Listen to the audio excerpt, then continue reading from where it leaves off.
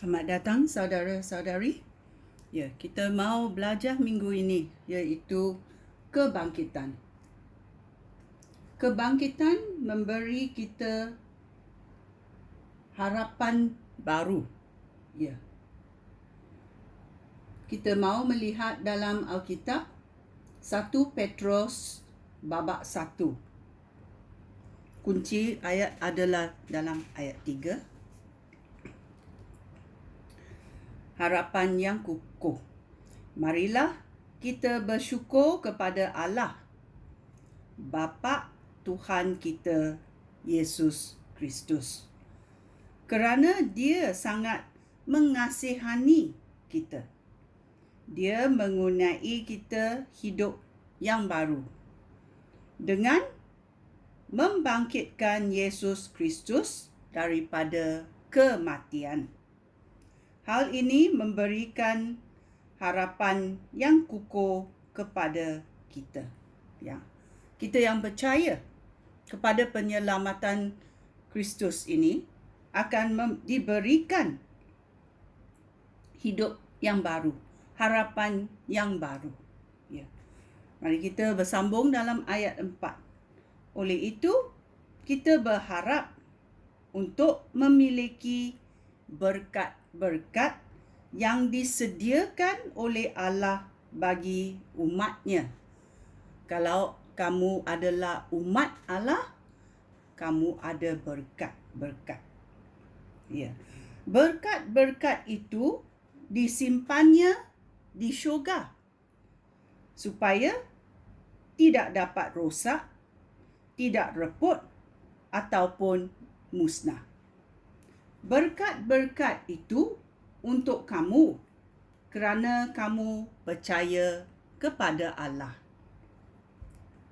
Oleh itu, kamu dipelihara oleh kuasa Allah supaya kamu menerima penyelamatan yang siap dinyatakan pada akhir zaman. Oleh itu, hendaklah kamu bersukacita. Meskipun sekarang mungkin kamu harus berdukacita untuk sementara waktu kerana mengalami berbagai-bagai cubaan di dunia ini. Semuanya bertujuan untuk membuktikan sama ada kamu sungguh-sungguh percaya kepada Tuhan atau tidak. Emas yang dapat rosak pun diuji dengan api. Oleh itu, iman kamu yang lebih berharga daripada emas pun harus diuji supaya menjadi teguh. Dengan demikian, apabila Yesus Kristus datang kembali, kamu akan menerima pujian. Kamu akan menerima kemuliaan dan kamu akan menerima penghormatan daripada Allah. Kamu mengasihi Dia meskipun kamu belum pernah melihat Dia. Kamu percaya kepadanya meskipun sekarang kamu tidak melihat Dia. Oleh itu, kegembiraan yang kamu alami itu sungguh besar, sungguh mulia dan tidak terkata. Hal itu demikian kerana kamu menerima penyelamatan jiwa kamu, iaitu tujuan kepercayaan kepada Kristus. Ya, jiwa kamu diselamatkan. Itulah tujuannya Yesus mati dan dibangkitkan. Dalam hidup yang baru ini, jiwa kita diperbarui. Ayat 10, penyelamatan inilah yang dikaji dan diselidiki oleh para nabi, dan mereka bernubat tentang anugerah yang dikurniakan oleh Allah kepada kamu. Roh Kristus ada pada diri para nabi, dan roh itu bernubuat tentang penderitaan yang harus ditanggung oleh Kristus dan tentang kemuliaannya yang akan menyusul. Para nabi berusaha mengetahui masa dan bagaimana hal itu akan berlaku.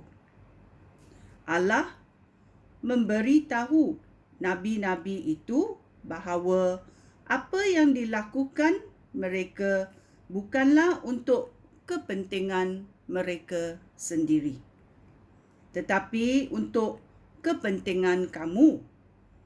Perkara-perkara yang disampaikan oleh nabi-nabi itu sekarang telah kamu dengar daripada mereka yang menyampaikan berita baik itu. Mereka mengisytiharkannya kepada kamu dengan kuasa Roh Allah yang dikirim dari syurga. Ya, Roh Allah adalah dari syurga. Bahkan malaikat-malaikat pun ingin memahami semua perkara itu. Ya.